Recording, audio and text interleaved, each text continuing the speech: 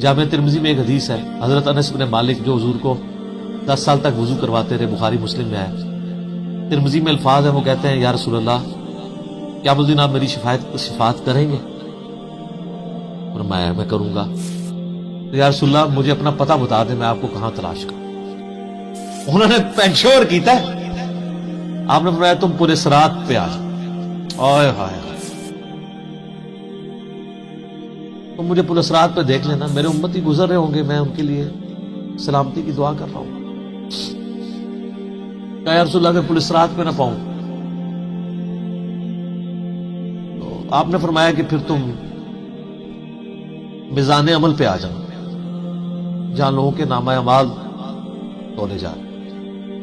نبی علیہ السلام کا نامہ اعمال نہیں تول رہا ہوگا، آپ کو تو اللہ نے امن دے دیا نا، انا فتحنا لک فتحا مبینا۔ اور بخاری مسلم میں حدیث ہے، حدیث شفاعت کے سارے نبیوں سے لوگ ہوتے ہوتے حضرت عیسیٰ کے پاس جب اینڈ پہ آئیں گے نا تو وہ کہیں گے بس ایک ہی شخص ہے جس کو امن ملا ہوا ہے، تو محمد رسول اللہ کے پاس جاؤ، وہ شفاعت کریں گے۔ تو آپ علیہ السلام اپنی امت کی خاطر ہی یعنی میزان عمل پہ تکلیف کاٹ رہے ہوں گے۔ کہا یا رسول اللہ میزان عمل پہ بھی نہ پاؤں تو کہاں جاؤں؟ فرمایا پھر تم حوض کوثر پہ آ جاؤ، میں وہاں پہ اپنے امتیوں کو مشروب پلا رہا ہوں۔ بخاری مسلم میں درجنوں احادیث ہیں، آسمان کے ستاروں کے برابر اس کے برتن ہیں، اور جو ایک بار پیے گا وہ کبھی پیاسا نہیں ہوگا۔ جنت میں لوگ مشروب لذت کے لیے پیئیں گے، پیاس کی وجہ سے نہیں پیئیں گے۔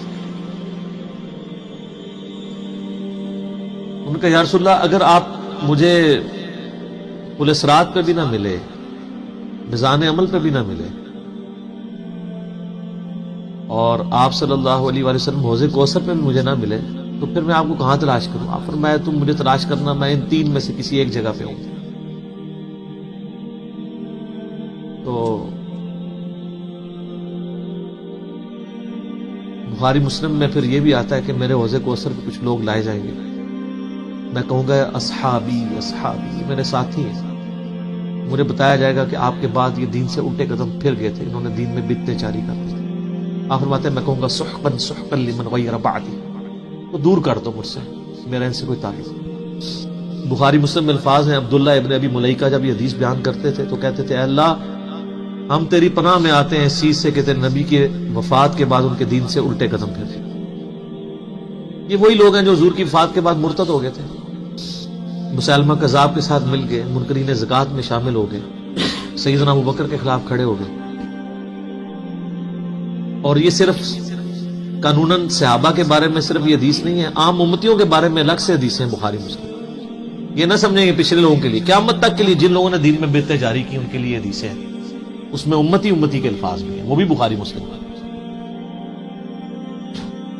اور امت کیا کر رہی ہے؟ صحیح مسلم میں حدیث ہے، نبی علیہ السلام ایک دن اتنا روئے اور ساتھ ساتھ آیتیں پڑھ رہے ہیں قرآن کی۔ پہلے آپ نے سورہ ابراہیم کی وہ آیت پڑھی جس کا ترجمہ یوں ہے کہ ابراہیم علیہ السلام کہتے ہیں اے اللہ شیطان نے کتنے لوگوں کو بہکا دیا، تو جو شیطان کے رستے پہ چلا میرا اس سے کوئی تعلق نہیں، یعنی اعلان برات کر دیا اپنے ماننے والے۔ پھر آپ نے سورہ مائدہ کی وہ آیات پڑھی جس میں حضرت عیسیٰ علیہ السلام کی اور اللہ کی قیامت کے دن گفتگو ہوگی۔ اس میں عیسیٰ ابن مریم کہیں گے اے اللہ جب تک میں ان میں موجود تھا میں ان پر گواہ تھا، جب تو نے مجھے اٹھا لیا پھر تو اور تیری مرضی ان کو عذاب دے یا چھوڑ دے، اعلان برات۔ حضور نے کہا کہ یا اللہ ابراہیم نے بھی اپنی امت سے اعلان برات کر دیا، عیسیٰ نے بھی کر دیا، لیکن میں کہتا ہوں میری امت میری امت۔ صحیح مسلم کے الفاظ ہیں، حضرت جبرائیل علیہ السلام آئے اور کہا کہ اللہ نے مجھے آپ کی طرف بھیجا ہے اور کہا کہ میرے محبوب سے پوچھو کہ اس کو وہ کون سی چیز ہے جو غم زدہ کر، حالانکہ اللہ کو سب کچھ پتا تھا۔ آپ نے فرمایا میری امت۔ تو جبرائیل علیہ السلام نے پھر اللہ کی طرف سے بشارت دی کہ نبی علیہ السلام کو کہ اللہ تعالیٰ فرماتا ہے کہ اے نبی آپ غم زدہ نہ ہو، ہم آپ کو آپ کی امت کے معاملے میں قیامت والے دن رسوا نہیں کریں گے۔ تو سبحان اللہ تو ہم پڑھتے ہیں، لیکن ہمارے ایسے کرتوت نہ ہو کہ سحقن سحقن لمن غیر آبادی نہ ہو جائے کہیں، سحقن سحقن لمن بدل آبادی نہ ہو جائے کہیں، یہ بھی تو چانسز ہے۔ استغفر اللہ تو بولے نبی علیہ السلام نے تو اپنی محبت کا حق ادا کر دیا۔ اور مسلم شریف میں حدیث ہے قیامت کا دن وہ ہے کہ جب ابراہیم علیہ السلام بھی میری طرف متوجہ ہوں گے. جس دن کوئی بھی اللہ کی بارگاہ میں کلام کرنے والا نہیں ہوگا، میں ابراہیم علیہ السلام کی سفارش بھی میں کروں گا. حضور کی سفارش کے بعد انبیاء کو بولنے کا موقع ملے گا. اسی پہ وہ اعلیٰ حضرت کا شعر ہے نا، وہ جہنم میں گرا ان سے جو مستغنی ہوا، ہے خلیل اللہ کو حاجت رسول اللہ.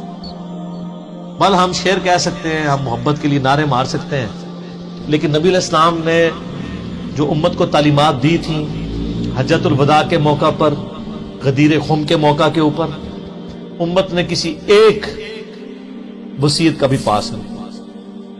اب یہ ایک دردناک ٹاپک ہے، جتنی مرضی بات کی جائے نہ ختم ہونے والی ہے. بس اس کو اسی پہ کنکلوڈ کرتے ہیں کہ اللہ تعالیٰ قیامت والے دن ہمیں اپنی رحمت کاملہ سے اپنے محبوب صلی اللہ علیہ وآلہ وسلم کی شفاعت کے ساتھ قیامت کی ساری ہولناکیوں سے بلا حساب و کتاب جنت میں داخلہ عطا فرمائے. آمین ثم آمین.